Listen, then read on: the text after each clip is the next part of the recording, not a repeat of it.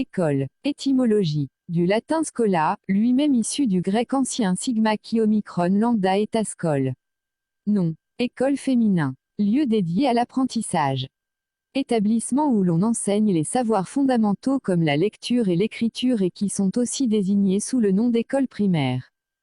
À l'école, on lui avait enseigné, avec le calcul, les éléments du dessin, et il en savait assez pour se débrouiller en géométrie. Tous les élèves d'un tel établissement, ou l'ensemble de ses professeurs et de ses employés. Cela mit toute l'école en rumeur. Cette école a été transférée dans de nouveaux bâtiments suite à la construction d'une autoroute. Ce qui est propre à former, à donner de l'expérience en quelque chose, à instruire. Élevé à la rude école du malheur, il y remportait tous les prix. Après avoir reçu une instruction générale très complète, il fut dressé par son père à la rude école de la chasse à la baleine. La caserne est l'école de toutes les aberrations. Elle est également le terrain le plus propice à l'éclosion des révoltes. Bonjour Déborah. Donc tu as quel âge Déborah? Bonjour, j'ai 23 ans. D'accord, donc tu as assisté à la lecture de ce matin et je voulais savoir ce que tu en avais pensé, ce que tu avais ressenti. Alors oui, j'ai assisté à la lecture et j'ai trouvé ce débat bon enfant dans le sens où j'ai trouvé que les débats étaient un peu parodiques. Par exemple, oui, tu es transgenre, alors est-ce que c'est difficile, tu es une fille ou un garçon? Et la réponse à cette question-là, plutôt que d'être une réponse des sentiments vraiment, c'est une réponse bon enfant. Ah, et toi, est-ce que tes parents, ils te trouvent bien dans ta peau? Est-ce que tu as toujours pensé être une fille? J'ai trouvé ça un peu dommage comme débat, sans grand intérêt, je dirais. C'est-à-dire que tu aurais préféré que les personnes parlent vraiment de leur ressenti? Voilà, c'est ça. J'aurais préféré que les personnes transgenres qui vivent cette expérience-là parlent réellement de leur ressenti en disant, par exemple, eh ben, je me sentais mieux fille, je me sens mieux garçon. Voilà, je pense que le débat aurait été un peu plus intéressant et un peu plus animé plutôt que de répondre par d'autres questions, quoi. On répond à des questions par d'autres questions, j'ai trouvé ça un peu dommage. D'accord. Après, c'est sûr que c'est une mise en perspective, c'est un choix de mise en scène, mais je comprends ton point de vue. Toi, tu aurais aimé vraiment quelque chose de plus direct, en fait. Et c'est vrai que c'est un choix de l'auteur et je le respecte tout à fait, mais personnellement, j'aurais aimé des réponses un peu plus concrètes. Et toi, dans ton entourage, dans ta vie, est-ce que tu as été confrontée à des personnes qui vivent ce genre de discrimination autour de toi? Moi, personnellement, je l'ai déjà vécu. Quand j'étais au collège, notamment, des filles qui venaient me voir en me disant oui, tu es une fille ou un garçon, on ne sait pas, parce que du coup je faisais du foot, j'étais beaucoup habillée en survêtement, j'étais tout le temps avec des garçons. Donc quand les gens apprenaient que j'étais une fille, en fait on venait me voir en me disant c'est vrai, t'es vraiment une fille ou pas? Après, ça m'a jamais trop dérangée, sincèrement. J'ai jamais eu de doute sur ma sexualité, jamais eu de doute sur est-ce que je préfère être une fille ou un garçon. J'ai toujours été bien dans ma peau et j'ai toujours trouvé que les personnes autour de moi, le fait qu'elles ne me comprennent pas, en fait, je m'en fichais un peu. J'avais pas d'intérêt pour ces personnes-là et je trouvais ça même plutôt rigolo à la fin. Au début, quand j'étais à l'école primaire, c'était un peu compliqué, mais en grandissant, on s'habitue à tout et puis c'est des questions qui nous passent au-dessus. Après, je pense, en tout cas, moi, ça me passait au-dessus au final. Et les frontières, quand ils disent jusque la fin de notre vie, finalement, tout peut bouger. Qu'est-ce que tu en penses? C'est-à-dire qu'on peut peut-être se sentir hétéro à un moment, mais les choses peuvent évoluer. Oui, probablement que c'est possible. Après, moi, je ne l'ai jamais vécu, je ne connais personne qui l'ait déjà vécu. Mais oui, effectivement, les choix peuvent changer au cours de notre vie, je suppose. Après, c'est une question personnelle à résoudre, je dirais. Bah écoute, je te remercie en tous les cas Déborah pour cette interview et je te souhaite une bonne fin de festival. Merci beaucoup, à vous aussi. Alors bonjour Elora, en fait vous êtes venue déjà plusieurs fois à ces lectures? Oui, je suis venue déjà 3-4 fois. D'accord. Et donc il y a des thèmes qui vous ont plus marqué que d'autres? Le premier que j'ai vu, c'était pour Kirill Serebrennikov. Donc oui, c'est un thème qui me tient à cœur particulièrement parce que j'avais déjà suivi un peu ce qu'il advenait de ce réalisateur russe. Donc voilà, c'était un très très beau texte qui a été dit pendant 50 minutes par une seule personne dont je ne sais pas le nom, mais qui nous a tenus en haleine et voilà, et cette chaise vide à côté d'elle. C'était très fort. Et aujourd'hui, donc, qu'en avez-vous pensé? Tous ces questionnements finalement, parce que toutes ces lectures nous questionnent sur qu'est-ce que c'est la normalité finalement Oui, bah oui, bien sûr. C'est quelque chose de très important et surtout porté par des jeunes dans une cour d'école, clairement. Et c'est vraiment fort comme questionnement, comme truc. Et après, retourner ça du point de vue des transgenres, c'était vraiment très, très intelligent et très intéressant. Ils nous donnent que des questions sans réponse et c'est à nous après, si on veut, d'aller chercher ces réponses. Et c'est vraiment fort. Et du coup, alors vous repartez avec ces questions. Qu'est-ce que vous avez pensé, par exemple, ce questionnement par rapport à est-ce qu'on est sûr de son identité sexuelle ou est-ce que les frontières s'arrêtent? Non, je pense qu'on n'est pas sûr de son identité sexuelle et que ça peut évoluer tout au long de la vie. Après, voilà, c'est mon point de vue personnel. Et voilà. Donc, vous avez trouvé émouvant ces témoignages de ces trans et puis on a bien ressenti effectivement à travers les questions tout cet harcèlement finalement qu'ils doivent subir au quotidien.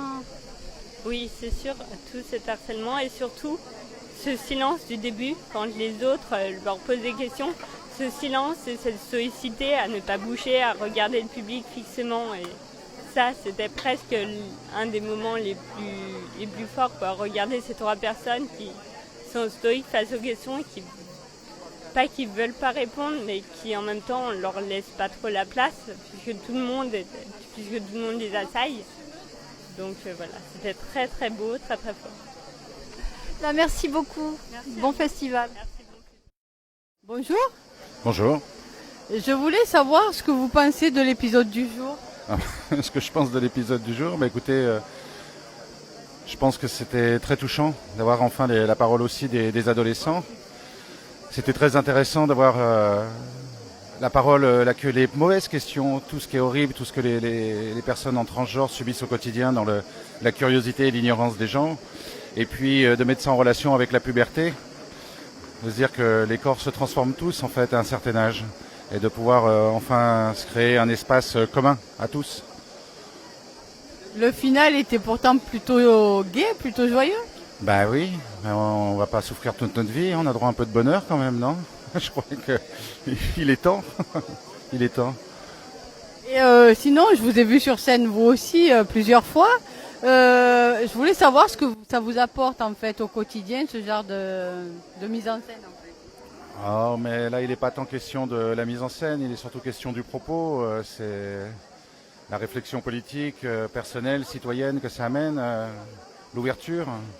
Et puis de se dire qu'il faut essayer de communiquer ce message à la plupart des gens, parce qu'on n'est pas tous au courant de tout, évidemment, normal. Moi-même, j'ai appris énormément de choses en travaillant sur ce projet. Donc voilà, c'est surtout ça. C'est pas tant l'acte théâtral, c'est l'acte citoyen qui est magnifique. Merci. Bonjour Arthur et Inès. Bonjour. Ouais, Donc, vous avez quel âge en fait, l'un et l'autre? J'ai 14 ans. Et moi j'ai 13 ans. D'accord. Donc aujourd'hui, en fait, la thématique des lectures était quand même destinée pas que destinée aux jeunes, ça s'adresse à tout le monde. C'est vraiment sur la thématique de la jeunesse, la transformation, l'adolescence, et puis aussi de la différence en fait. Qu'en avez-vous pensé? Peut-être on peut commencer par quoi? Moi, j'ai trouvé que c'était une super expérience, que c'était bien de représenter ce sujet sur scène, qu'il fallait en parler. Et je comprends évidemment ce qu'ils vivent, c'est horrible pour eux. Est-ce que tu t'en rendais compte avant de les voir sur scène, de voir cette représentation, à quel point c'était dur? Ah non, pas du tout. Mais vraiment, pas du tout. Je les connaissais même pas avant, du coup, voilà. Et toi? Moi, j'ai adoré l'expérience, surtout qu'on avait fait 2 épisodes juste avant. Et là, on venait à peine de découvrir, comme le disait Inès. Et ce que j'avais adoré, c'est de pouvoir faire transmettre cette souffrance qu'ils ont, les trans et les intersexes, parce que la dernière fois, c'était sur les intersexes. Et je trouve ça génial de le mettre ça devant un public. Oui, parce que du coup, on est un peu plus dans la peau de la personne et on ressent vraiment ce qu'elle peut ressentir au quotidien, c'est ça? Oui, on le ressent. Et surtout, on le transmet au public. Tu veux dire quelque chose par rapport à ça? Oui, en effet, ça se sent parce que à la répétition, je me rappelle, on avait évoqué toutes les questions qui leur faisaient mal et il y en avait qui avaient pleuré, quoi. Donc je sais que c'est dur pour eux et ils ont eu vraiment beaucoup de courage pour nous laisser aborder ces questions en public sans pleurer, quoi. Donc du coup, quand vous allez retourner dans votre quotidien, je suppose que ça va changer votre regard à l'école par rapport peut-être des personnes qui sont différentes? Ah oui, beaucoup. Parce que maintenant, je vais apprendre à vraiment plus être gentil avec eux, ce que je fais pas forcément tout le temps. Donc c'est pour ça, ça m'a beaucoup appris ce festival. À un moment, les personnes nous questionnent, nous, à quel moment on sait qu'on est hétéro ou plus homo, lesbien ou trans? Est-ce qu'on est sûr nous-mêmes, quand on croit qu'on est hétéro, de l'être vraiment? Est-ce que finalement, on ne va pas se rendre compte un jour que peut-être on a une identité multiple? Oui, je pense que ça c'est dès la naissance. Et après, moi je pense que c'est plutôt... on se définit comme homme ou femme plutôt comme la personne le pense, c'est son choix. Et si par exemple elle veut être un garçon et qu'elle c'est une fille et qu'elle se sent comme un garçon, elle peut aller se faire opérer et se faire tous les accessoires pour être un garçon, quoi. Moi, c'est pas trop mon ressenti. On commence à le savoir en étant adulte et en s'affirmant. Mais à naissance, on peut savoir de quel sexe on est, et si on est homme ou femme. Mais après, ça se confirme vers 18 ans, l'âge adulte, pour voir qui on est vraiment. Bravo pour votre témoignage. Merci beaucoup. Bonjour. Bonjour. Je sais que vous travaillez avec David Bobet sur ce projet et je voulais savoir en fait comment vous travaillez. Alors moi je suis sociologue, je suis dramaturge, donc mon rôle a été d'apporter une somme de textes, de connaissances, de chiffres à l'auteur, Ronan Chéneau, afin que David puisse mettre en scène quelque chose de robuste, quelque chose d'inattaquable. D'accord. Et je voulais savoir en fait pourquoi vous faites ça, qu'est-ce que ça vous apporte à vous personnellement? L'objectif c'est de traduire des recherches, de traduire des émotions, de traduire ce que la sociologie, la psychologie, l'anthropologie, l'histoire ont pu capter des émotions du genre, des discriminations, des inégalités, et de les transposer sur scène, sur des planches, de manière à créer un nouveau vecteur de diffusion à la fois du savoir mais aussi de la pédagogie. Et le retour que vous en avez est quand même assez positif, là, ce que je vois. Oui, le retour est très positif, on voit des gens pleurer tous les jours, des gens s'émouvoir, et donc on peut dire que le pari est gagné. Personnellement, je peux vous assurer que j'ai pleuré à l'épisode 8. Mais je pense qu'on a été nombreux à pleurer à cet épisode et puis à d'autres également. Et on est très heureux d'avoir créé de l'émotion sur des choses dures. Merci. Merci beaucoup. Je suis avec Isabelle Dimondo, qui est la directrice de la médiathèque Sécano. Bonjour Isabelle. Bonjour. Alors voilà, nous suivons donc ces lectures depuis le début. Mesdames, Messieurs, le reste du monde. Donc déjà ma première question, depuis quand a lieu ce projet?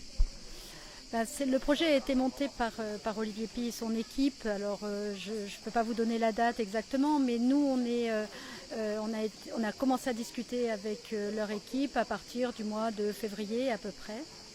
Et à partir de là, c'est nous, de notre côté, nous avons aussi fait tout un travail pour participer avec la bibliothèque, pour participer à ce projet. Alors de quelle manière ? Alors oui, parce qu'il ne fallait pas que ça se situe seulement dans l'accueil de la pièce, enfin du feuilleton. Donc nous, par exemple, on a mis en place on a écrit des bibliographies pour enfants et pour adultes, pour ressortir des documents, montrer des documents qu'il y a autour de la problématique donc, du genre. On a mis en place un espèce de café du genre à la bibliothèque où les gens viennent, peuvent lire les passages qui ont été lus par exemple, ou pour d'autres textes que nous aurions à la bibliothèque ou que nous avons acquis à cet effet. Ah oui, donc tous les textes qui ont été lus, on peut les retrouver chez vous ? La plupart, c'est-à-dire que toutes les références qui ont été travaillées par la troupe nous ont été communiquées en amont pour que si nous ne les avions pas, nous puissions les acheter. Et au-delà de ça, nous avons acheté aussi un certain nombre d'ouvrages pour parler de cette problématique et aller plus loin, encore plus loin que ce qui a été vu. En fait, les gens sont gourmands. Une fois qu'ils ont entendu ce genre de choses, ils veulent avoir des informations, se documenter, etc.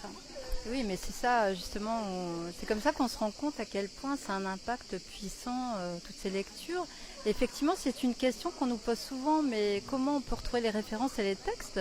Venir à la bibliothèque, voir la bibliographie, puisque tout le monde peut repartir avec un petit livret, avec un certain nombre de données bibliographiques pour retrouver les textes, emprunter les bouquins, les lire sur place, voilà. À mon sens, il ne faut jamais que les choses se figent en un moment T.